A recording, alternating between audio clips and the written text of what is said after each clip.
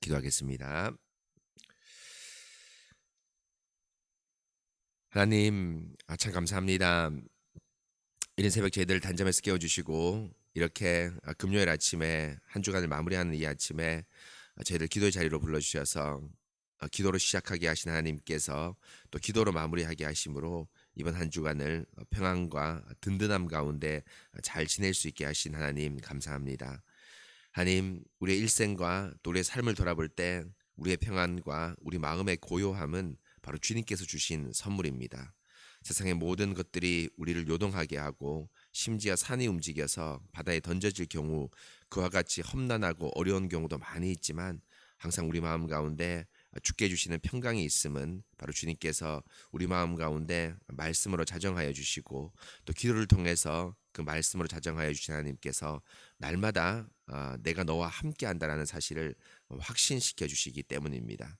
오늘도 그 평강을 누리고 또 확인하기 위해서 나왔습니다. 우리 마음 가운데 말씀을 부어주시고 또 그 부어주신 말씀을 통해서 우리 마음 가운데 큰 평강이 넘칠 수 있도록 함께하여 주시옵소서.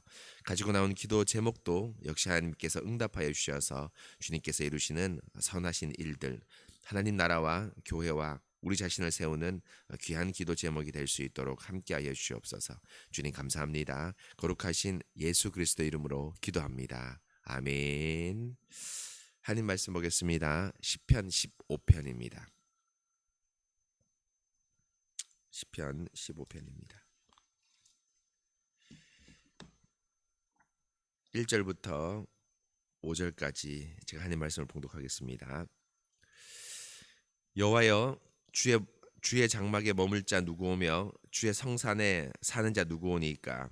정직하게 행하며 공의를 실천하며 그 마음에 진실을 말하며 그의 혀로 남을 허물하지 아니하고 그의 이웃에게 악을 행하지 아니하며 그의 이웃을 비방하지 아니하며 그의 눈은 망령된 자를 멸시하며 여호와를 두려워하는 자들을 존대하며 그의 마음에 서원한 것은 해로울지라도 변하지 아니하며 이자를 받으려고 돈을 꾸어주지 아니하며 뇌물을 받고 무지한 자를 해하지 아니하는 자이니 이런 일을 행하는 자는 영원히 흔들리지 아니하리이다. 아멘. 사랑하는 성도 여러분, 저희가 오늘 새벽기도의 기도 제목으로 삼을 말씀은 시편 15편 말씀인데요. 15편 말씀 너무 친숙하고 익숙하죠. 왜냐하면 저희가 시편 찬송을 통해서 자주 불렀던 그 내용입니다.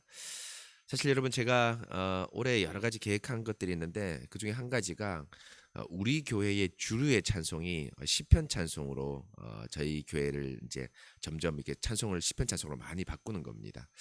이유 가운데 하나는 여러분, 가장 중요한 이유는 바로 이 시편 찬송은 영감된 하나님의 말씀이기 때문에 세상의 어떤 복음성가 또 찬송가보다 이 하나님의 말씀인 시편이 우리 입에 주신 가장 딱 맞는 찬송이다라는 어떤 그 마음의 확신과 또 성경의 고백이 있기 때문에 제가 또 우리 성도들이 시편 찬송을 우리 교회의 주류 찬송으로 제가 하려고 합니다. 근데 제가 말씀드린 대로 이것은 쉽지 않은 일입니다. 왜입니까? 이미 우리가 요거는 21세기 찬송가죠. 21세기 찬송가나 통일 찬송가에 익숙하기 때문에 나의 갈 길 다가도록 이런 마음을 부를 때 이미 마음에 그 찬송이 주는 위안과 위로가 있습니다. 그런 위안과 위로를 뭐 수십 년 동안 이 찬송을 불렀기 때문에 이 찬송을 이 찬송보다 시편 찬송을 받아들이기가 조금 어려울 수도 있습니다. 그런데 여러분, 시편 찬송을 받아들이는 가장 중요한 핵심 가운데 하나는 뭐냐면 시편 말씀을 많이 읽고 묵상하고 목사가 이 설교를 통해서 여러분들에게 시편 말씀이 얼마나 좋은 말씀인지 깨우쳐 줄 때 이 복음성가나 찬송가가 가지지 못하는 이 성경 자체가 가지는 말씀의 힘, 위력들을 깨닫게 될 때 시편 찬송이 힘있게 주류 찬송으로 우리 교회에 고백될 수 있습니다. 그래서 여러분, 시편 15편도 마찬가지입니다. 시편 15편 참 좋은 우리 시편 찬송이지 않습니까?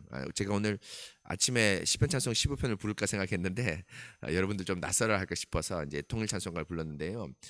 그럼에도 이 시편 찬송이 정말 이 우리 가운데 참 좋은 것은 이제 이 한 말씀이기 때문인데요. 제가 오늘 이 말씀 15편을 한번 간단하게나마 여러분에게 기도 제목으로 드리고 또 이 찬송을 우리 입에 올리는 그런 귀한 시간을 가지면 좋겠습니다.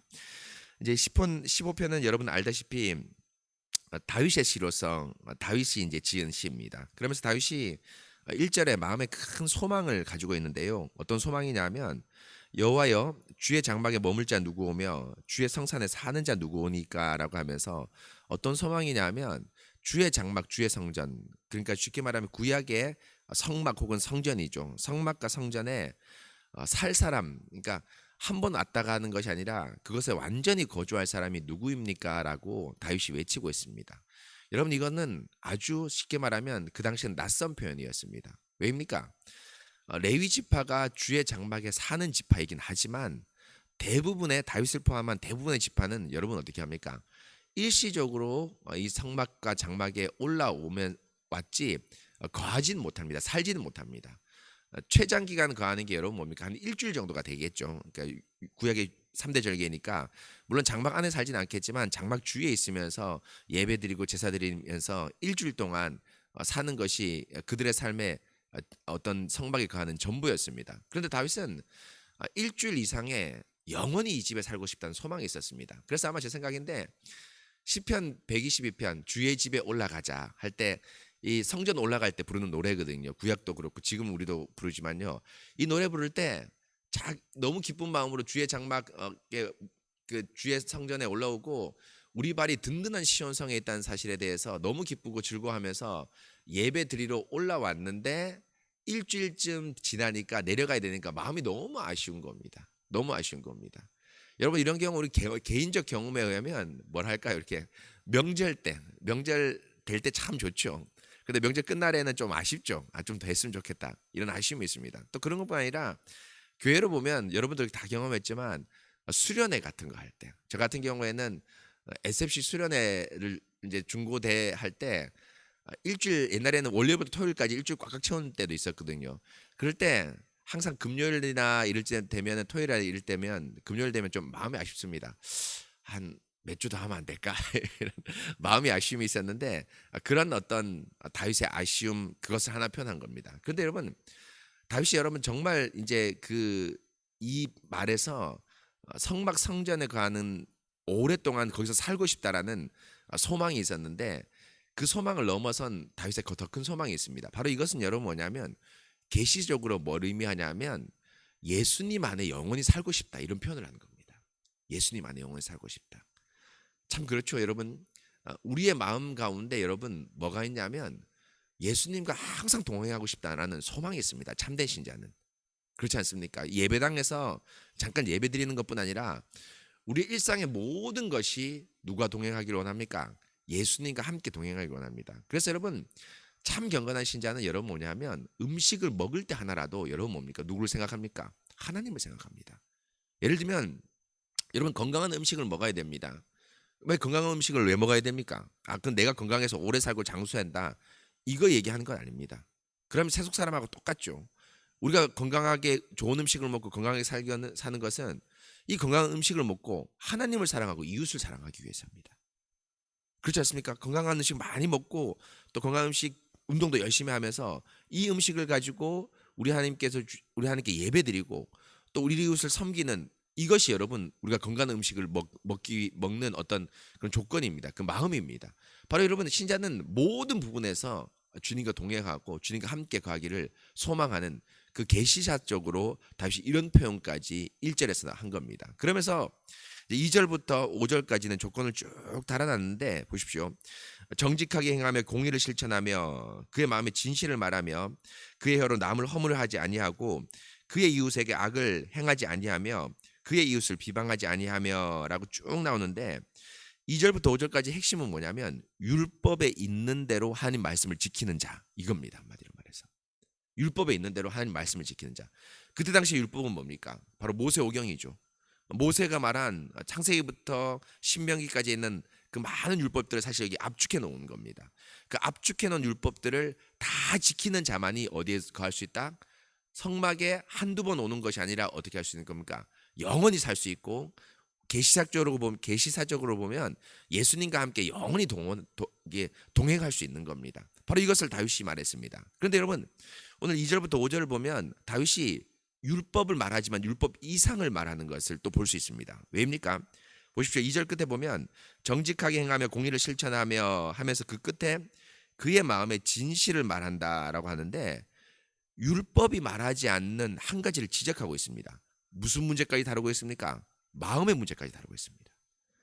사실 여러분 구약 율법도 사실은 마음의 문제를 다루고 있긴 하지만 구약 율법의 1차적인 뭡니까? 외부에 대한 겁니다. 내가 예배드리러 오는 것, 내가 연보를 하는 것, 내가 간음을 하지 않는 것, 내가 이웃의 형제에게 착한 선한 행동을 하는 것, 외부에 관계된 걸 다루고 있습니다. 그래서 형식은 그러니까 마음은 조금 그렇더라도 외부의 것들을 잘 지키면 이 사람은 뭡니까? 율법을 잘 지키는 자라고 이야기를 합니다. 그런데 우리 하나님은 그것 이상을 요구합니다. 특별히 신약에서 그렇죠. 신약에서 그렇죠. 왜냐하면 예수님께서 여러분 알지 않습니까? 마음이 청결한 자는 복이 있나니 누구를 볼 것이요? 하나님을 볼 것이요. 이걸 여러분 만약에 구약적 상황으로 옮긴다면 구약의 하나님을 어떻게 봅니까? 만약 구약적 상황, 이 신약인 말씀이긴 하지만 구약적 상황으로 옮기면 뭡니까? 성전의 출입을 마음대로 할 수 있는 자라는 겁니다. 마음이 청결한 자는 하나님을 볼 것이요 라는 것은 지금 입장에서 보면 누구로 인해서? 성령님으로 인해서 우리가 하나님을 누리고 느끼는 걸 얘기하지만 만약에 이것을 구약적 입장에서 본다면 구약에서 하나님을 본다는 건 뭡니까? 하나님 앞에 있다. 하나님 앞에 서 있다. 뭡니까? 항상 성전과 법궤 앞에 있는 걸 얘기합니다. 무슨 말을 의미합니까? 바로 예수님은 여러분 뭡니까? 마음이 청결한 자. 쉽게 말하면 마음이 깨끗한 자가 성전 안에 거할 수 있고 영원히 거할 수 있고 나와 함께 동행할 수 있다고 말합니다. 뭐 예수님 말씀 참 많죠. 입에서 나오는 것이 사람을 더럽게 하는 것이 아니라 입에서 나오는 것들은 마음에서 나오며 이것이야말로 사람을 더럽게 하느니라라고 하면서 입에서 나오는 모든 말과 모든 것이 사실은 어디에서 나온다? 마음에서 나온다. 그래서 마음이 깨끗한 자가 여러분 뭡니까? 진짜 입이 깨끗한 자다라고 말하고 있습니다. 예수님께서. 그래서 여러분 예수님께서 입의 문제를 다루기보다는 먼저 무슨 문제를 다루고 있습니까? 마음의 문제를 다루고 있습니다. 또 18장 마태복음 18장 35절에 너희가 각각 마음으로 형제를 용서하지 아니하면 이라고 하면서 형제를 용서할 때 겉으로만 용서하는 것이 아니라 뭐로 용서하라고 되어 있습니까? 마음으로 용서하라고 되어 있습니다. 그래서 다윗이 여러분 보십시오. 오늘 2절 끝에 마음의 진실이 말하며 또 몇 절입니까? 4절 끝에 그 마음에 서원한 것은 해로울지라도 변하지 아니하며 이런 표현도 나옵니다. 여러분 이것은 뭐냐면 겉으로 서원한다고 말하진 않았지만 그럴 수 있죠. 우리가 겉으로 아무한테도 얘기하지 않을 수 있죠. 근데 마음에 뭐 할 수 있습니까? 서운할 수 있습니다. 나만 알고 있습니다. 근데 다윗이 이거 얘기합니다. 네가 겉으로는 얘기하지 않았지만 마음에 서운한 거 그것까지도 지켜라. 이렇게 얘기를 하고 있는 겁니다. 이건 여러분 율법 이상을 의미합니다. 율법 이상을 의미합니다. 바로 다윗이 여러분 율법 이상을 의미하고 있습니다. 지금 이 말씀에서. 그래서 성전에 영원히 거하고 하나님 앞에 영원히 거할 자는 단지 율법을 잘 지키는 사람이면 된다. 이것이 아니라 율법을 어디서부터 지켜야 된다? 마음에서부터 지켜야 되고 이 근본적인 문제는 마음에서 하나님을 사랑해야 된다. 이런 말을 지금 다윗이 하고 있는 겁니다.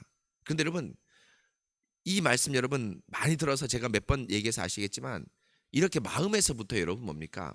주님을 찬송하고 찬양할 사람 있습니까? 없습니다.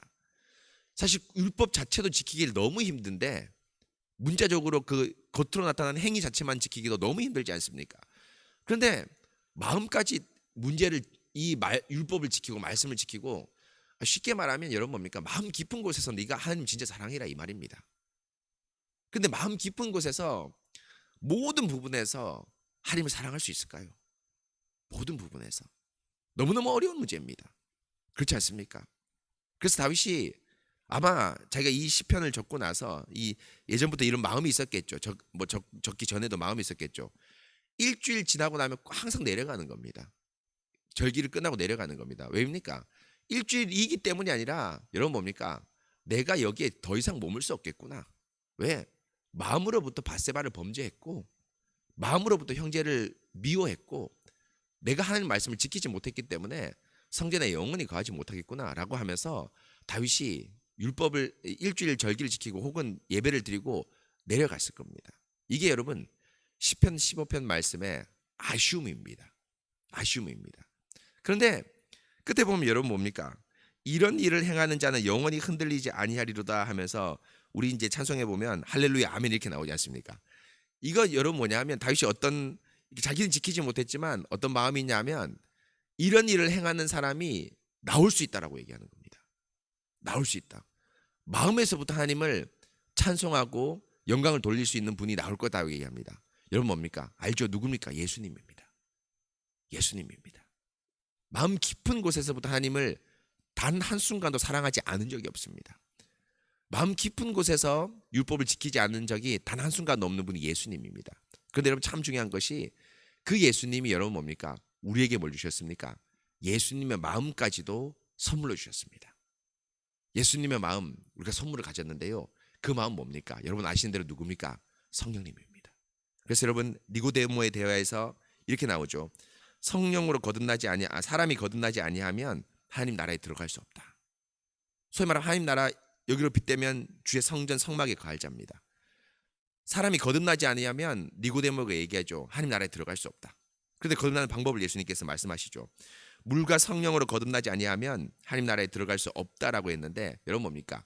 물과 성령으로 거듭나면 됩니다. 어떻게 거듭납니까? 선물로서 거듭났습니다. 저희가. 우리 노력 아닙니다. 우리가 열심히 기도하고 열심히 성경 읽고 어렸을 때부터 뭐 예를 들면 기독교 집안이다.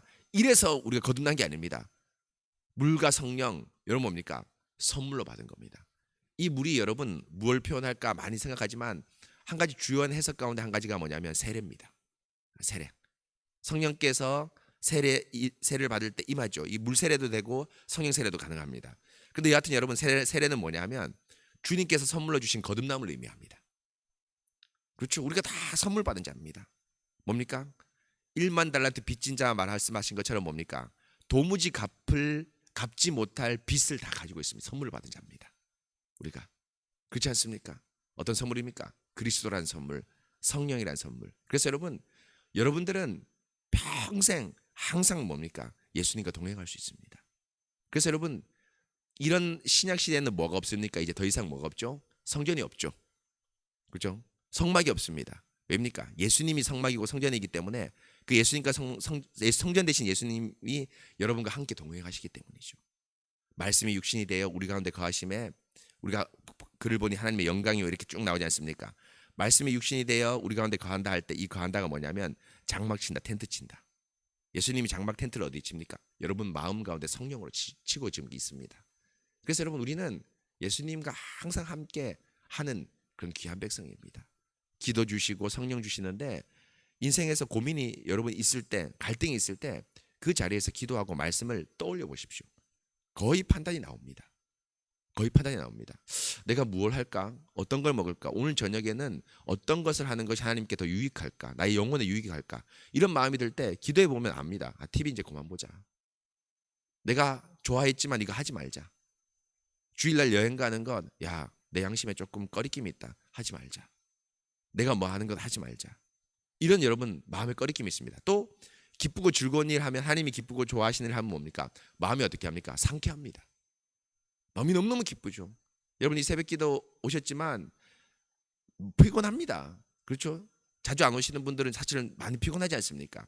그런데도 여러분 새벽기도 마치고 돌아갈 때 여러분 뭡니까? 마음이 어떻게 합니까? 상쾌합니다. 예배드리고 집에 갈 때 주일날 오후에 집에 갈 때 얼마나 마음이 상쾌합니까? 바로 여러분 이것이 주님께 주신 우리에게 주신 성령이 함께 하신다는 기쁨입니다. 여러분 정말 이 기쁨 안에 평생 머무시기 바랍니다. 시편 15편 예수님이 성취하셨고 예수님이 우리에게 선물로 주셨습니다. 이 선물을 날마다 누리면서 여러분 먹는 것과 입는 것 우리 신약에 나오지 않습니까? 모든 것이 여러분 뭡니까? 우리 주님의 영광을 위해서 주님과 동행하면서 행하시는 여러분 되시기 바랍니다. 그럴 때 마음에 큰 기쁨과 감사함이 넘칠 겁니다. 오늘 말씀 놓고 함께 같이 기도하겠습니다. 하나님 참 감사합니다. 오늘 시편 15편 말씀을 통해서 다윗이 그토록 소망했던 주의 장막에 머물 자, 주의 성산에 거할 자가 누구일까라고 했을 때 바로 그 자는 예수님에게로부터 물과 성령을 선물로 받은 바로 우리를 말한다는 것을 깨닫게 되었습니다. 구약의 어떤 성도도 성막과 성전 안에 영원히 거주하는 그 소망을 이루지 못했는데 저희는 바로 선물로서 성막과 성전 대신 예수님을 우리 마음 가운데 선물로 받고 그 성령께서 동시에 우리 가운데 항상 함께 계셔서 먹든지 마시든지 무엇을 하든지 주님의 영광을 위해서 할 수 있는 그런 존재가 되었습니다. 작은 행동을 하나 할 때도 주님께서 기뻐하는 것을 제가 생각할 수 있게 되며, 또 큰 일을 계획할 때에도 나의 욕심과 욕망이 아니라 주님께서 가장 기뻐하시는 것이 무엇인가를 생각하면서 날마다 주님의 형상으로 저희들 자라가게 하시고 주님을 통해 마음을 유쾌케 하고 기쁘게 하신 이 하나님 참 감사합니다. 하나님, 오늘도 이런 상쾌한 마음을 가지기 위해서 또 가지려고 이 새벽기도 자리에 나왔습니다. 성령께서 주신 이 기쁨의 기도 자리에서 정말 주의 율법과 말씀을 잘 따라 행하는 저희들 될 수 있도록 도와주시고, 더 나아가 주님을 더욱 사랑함으로 마음 깊은 곳에서부터 말씀을 지키는 그 유쾌함이 우리 가운데 넘쳐날 수 있도록 함께하여 주시옵소서. 세상교회 모든 성도가 이런 성령을 선물로 받았사오니 그 성령을 소멸하거나 성령을 회방하지 않고 날마다 성령과 함께 동행하면서 말씀을 마음에서부터 지키는 귀한 성도들 될 수 있도록 함께하여 주시옵소서. 오늘 금요일입니다. 이번 한 주간의 삶 잘 마무리하고 주일날 정말 주의 성전에 올라가는 기쁨의 마음으로 예배에서 볼 수 있도록 함께하여 주시옵소서. 건강 지켜주시고 또 어려운 형편에 처한 모든 성도들에게 위로하여 주시옵소서. 주님 감사합니다. 거룩하신 예수 그리스도 이름으로 기도합니다. 아멘.